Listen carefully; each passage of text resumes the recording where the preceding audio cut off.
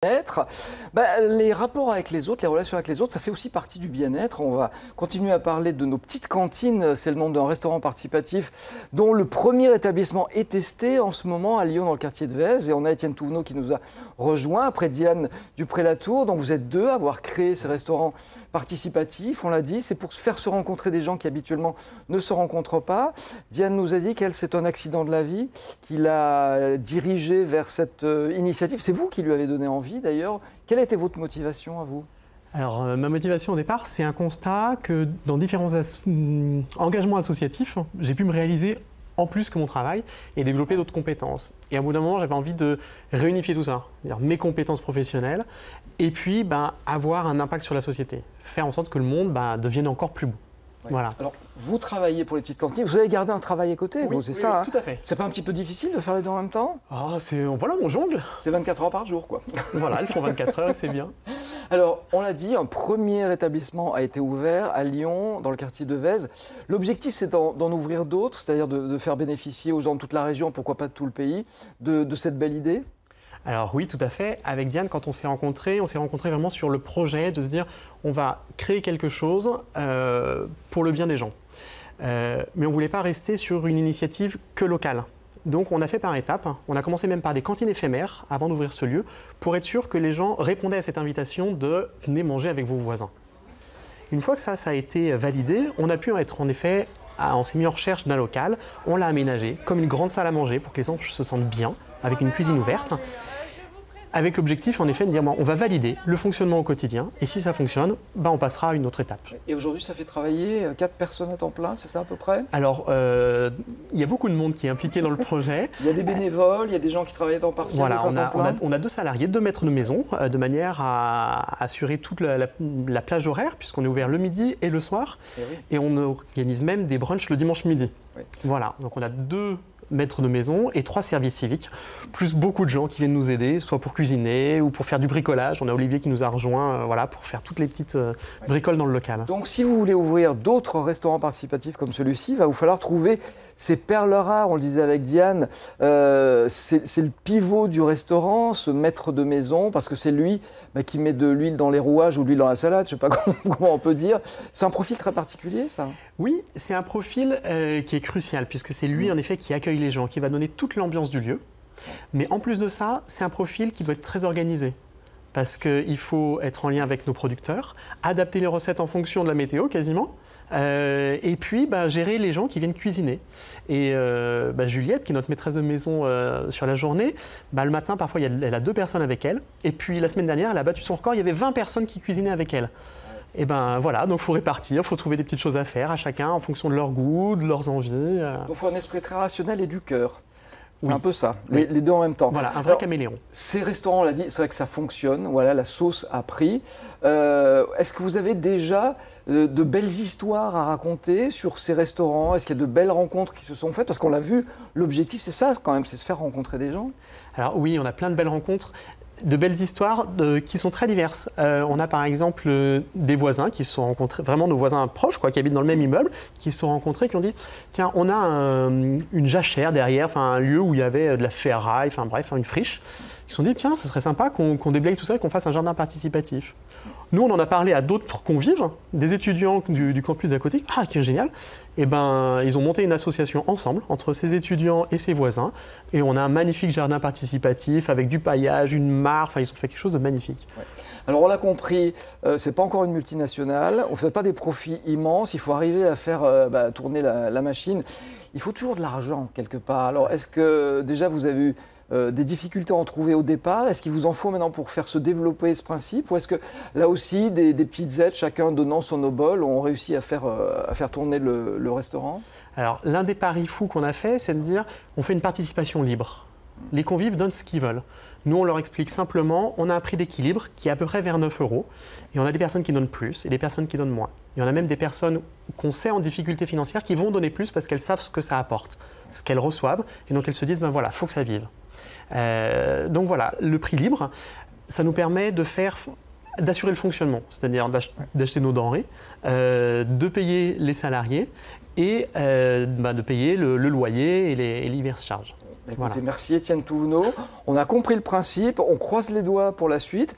Et puis si on est encore là, vous venez nous en parler dans un an pour savoir où Avec on s'en est. grand plaisir, on Avec, aura j'espère, plein ouvert d'ouvertures. d'autres lieux d'ici la fin de l'année, début de l'année prochaine. Merci beaucoup. On va parler Merci. de patrimoine maintenant, parce que le patrimoine, il se niche pas forcément là où on l'attend. Et on va le voir tout de suite avec le cas dans les vignes de Chignin, d'un magnifique cellier. Voilà, je cherchais le mot, un cellier qui est en cours de restauration en ce moment, et ce grâce au soutien de la Fondation du patrimoine et aussi, et c'est important, d'un homme qui est soucieux de conserver ce que sa famille a bâti. Regardez.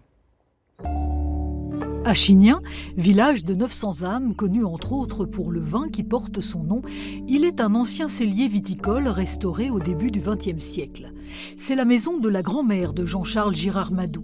Ce jeune vigneron a réussi à reconstituer le vignoble de son grand-père et la maison fait naturellement partie de l'histoire. La maison avait une réelle vocation viticole depuis qu'elle existe. Il y a des caves d'environ 150 mètres carrés sous la maison. Donc il n'y avait plus de viticulteurs dans ma famille depuis mon arrière-grand-père, et moi j'ai recréé le domaine en 2006, il y a 10 ans. Dans la maison familiale, par passion du vin, tout simplement. Toute la façade était peinte, après reste à savoir jusqu'où s'arrêtait notamment cet appareillage. Benoît est architecte spécialisé dans le patrimoine, mais il est aussi le cousin de Jean-Charles. Donc forcément, il n'a pas hésité à l'accompagner dans l'aventure. Cette maison en fait a été rénovée, restaurée au début du XXe par l'arrière-grand-père que j'ai en commun avec le propriétaire. Et il a entrepris des travaux qui, je pense, ont marqué cette maison puisqu'il a voulu lui donner un caractère bourgeois dans un milieu rural. Et il est venu rajouter des petits registres architecturaux qu'on a plutôt l'habitude de voir traités en ville. Donc à la fois cette marquise assez remarquable, des mots des natures, de la ferronnerie, des décors en trompe-l'œil, des belles menuiseries. Les lambrequins qui ornent le toit sont aussi des éléments remarquables à préserver. Si la marquise a été restaurée au cours de l'été 2016, il reste encore beaucoup à faire. Il y a des gros travaux, parce que c'est une vieille bâtisse, une grosse bâtisse. Donc on fait appel à des artisans très qualifiés pour pouvoir conserver les hauteurs de plafond, des staffs, pour les restaurations d'éléments très anciens comme la marquise, comme le garde-corps du balcon, plusieurs choses dans la maison. Donc oui, c'est un beau chantier qu'on a préparé un an à l'avance. C'est un gros budget, mais grâce à la Fondation du patrimoine, on est aidé financièrement sur tous les travaux extérieurs qui sont visibles de la rue, et notamment en crédit d'impôt.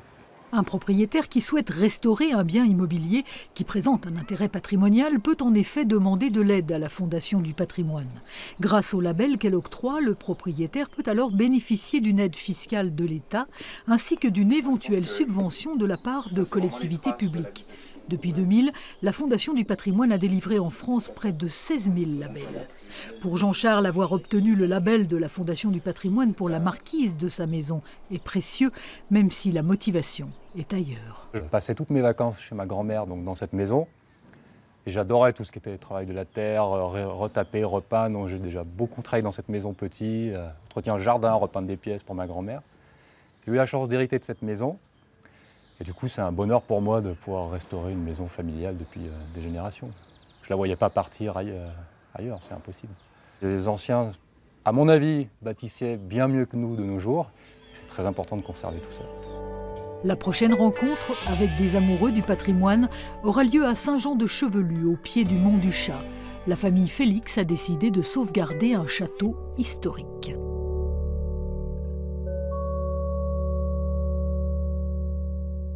Ah, c'est une belle histoire, on va vous en raconter une, ou plutôt on va voir le 3e épisode de cette belle histoire, celle des thermes de la Léchère, c'est en Savoie. On retrouve Valérie Chastelan tout de suite. Alors Valérie, j'ai bien suivi, on a parlé de l'histoire des thermes, après on a parlé de l'aspect santé, et maintenant on termine en apothéose avec le bien-être, c'est ça ? Oui, l'apothéose. Et là, c'est vraiment difficile, Alain, de ne pas enlever ma robe et sauter direct dans l'eau. Alors, derrière moi, vous voyez, il y a des dames qui pratiquent avec bonheur l'aquabike. C'est une discipline qui est évidemment excellente pour les jambes et le drainage, comme quoi on peut prendre soin de ses gambettes en rigolant. Alors, l'agapeur, je suis à côté du directeur des thermes, Christophe Arsan. Bonjour Christophe. Valérie. C'est nécessaire absolument aujourd'hui d'avoir un spa digne de ce nom dans un établissement thermal? Il est clair que c'est très complémentaire. Aujourd'hui, on a ce spa qui fait une surface de 1500 m² avec 4 bassins intérieurs, un jacuzzi extérieur, 20 cabines de soins. Et on se retrouve avec vraiment une clientèle qui est très différente, complémentaire, mais qui est très différente des thermes. Donc on a certaines personnes qui sont aux thermes et qui viennent bien évidemment profiter du spa. Mais ça permet d'avoir toute une clientèle beaucoup plus jeune et qui recherche en fait les bienfaits de l'eau thermale tout en alliant plaisir, bien évidemment. L'avantage de ces spas aussi, c'est qu'on bénéficie tout de même du sérieux et de l'expérience, là je pense aux jambes, la maladie veineuse des thermes. Bien sûr, on a déjà cette eau thermale qui favorise toute la circulation sanguine, et puis après, de par tous les modelages, de par également les enveloppements, on se retrouve exactement pareil. On retrouve les mêmes soins que dans la station thermale en fait.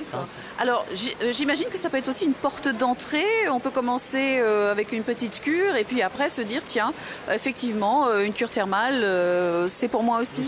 Bien sûr, oui, tout à fait. C'est ce que font d'ailleurs beaucoup de gens avant de commencer une cure de 3 semaines. Puis il faut pouvoir se libérer 3 semaines pour pouvoir bénéficier de la cure thermale dans la station thermale. Donc beaucoup de gens viennent quelques jours, voire 3 à 5 jours, et puis ils suivent sensiblement un même programme que dans la station thermale. Et d'ailleurs, là, vous vous apprêtez à lancer une cure de remise en jambe, j'aime bien ce terme, de 3 jours pour les gens très pressés, Alain, comme nous, vendredi, samedi, dimanche. C'est ça, avec plein de soins. Alors on lance une cure de printemps remise en jambe qui va en fait être couverte par 12 soins. Et par contre, ça va se passer dans la station thermale. Donc il va y avoir 3 couloirs de marche, enfin ce qu'on appelle le couloir de marche où les gens marchent dans l'eau thermale. Et puis il va y avoir également 3 piscines, 3 baignoires également à la forme. Et puis un autre soin que l'on a depuis quelques années qui est le CNEP, qui avait été justement mis en place par le CRUL, qui est un style de douche écossaise chaud-froid qui varie entre 15 et 35 degrés. Un truc aussi rigolo que vous m'avez raconté quand on a visité, c'est qu'ici tout est chauffé et refroidi par géothermie. Oui, alors oui, tout le chauffage, tant au niveau de la station thermale qu'au niveau de l'établissement hôtelier, est chauffé par géothermie. Et également l'eau chaude sanitaire qui est par géothermie. Donc ce qui permet d'avoir une partie écologique, on veut dire, sur cette partie-là. Et ça, c'est très intéressant. L'avenir, monsieur le directeur, parce que aujourd'hui, vous êtes à combien de curistes par an? 6 000? Alors aujourd'hui, on est à 6 000 curistes et puis évidemment, aujourd'hui, le thermalisme a le vent en poupe et ça, c'est tant mieux. C'est reparti quelques années en arrière, c'était malheureusement pas le cas. Donc bien évidemment, on mise sur une augmentation et pour ce faire, on va bien évidemment travailler sur la mise en place de nouveaux soins. On va refaire des réflexions dans la station thermale de manière à pouvoir pallier à cette arrivée de nouveaux curistes. Oui. Alors, vous me parliez de ce centre de recherche, enfin c'est le médecin, le docteur Aquati qui nous a parlé de ce centre de recherche, avec des recherches sur le thermo-gazeux. Oui, alors donc c'est un centre de recherche qui est dirigé par le professeur Carpentier, qui travaille sur l'hôpital de Grenoble et qui est assisté de deux docteurs pour l'aider dans ses recherches. Et aujourd'hui, oui, on travaille sur les soins thermogazeux. En fait, le gaz permet de dilater les pores, ce qui facilite en fait la réaction de l'eau thermale dans les vaisseaux. Donc c'est quelque chose qu'on devrait pouvoir mettre en place pour l'hiver prochain, enfin pour la saison prochaine tout du moins. Bon, alors j'ai envie de vous dire bon anniversaire, monsieur le directeur, parce que 120 ans, ça se fête. Et puis on va terminer avec une maxime que je trouvais sur un des panneaux du parc thermal. Vous pouvez nous la donner? Oui, ici sur la station thermale de la Léchière, on arrive en charrette. En repartant, on devance le cheval de la charrette. Ouais. Plutôt en cavalant, Alain, en cavalant. Voilà, j'ai trouvé de quoi m'occuper peut-être cet été et remettre en jambes mes gambettes qui souffrent avec tous ces directs que je vous propose. Voilà, debout à vous attendre avec le micro. Et je me demande si je ne vais pas aller sauter là tout de suite dans l'eau et rejoindre ces dames et pédaler à votre santé. J'étais sûr, merci Valérie, j'étais sûr que je vais essayer un 4e épisode. On va voir Valérie sauter. La tentation était forte.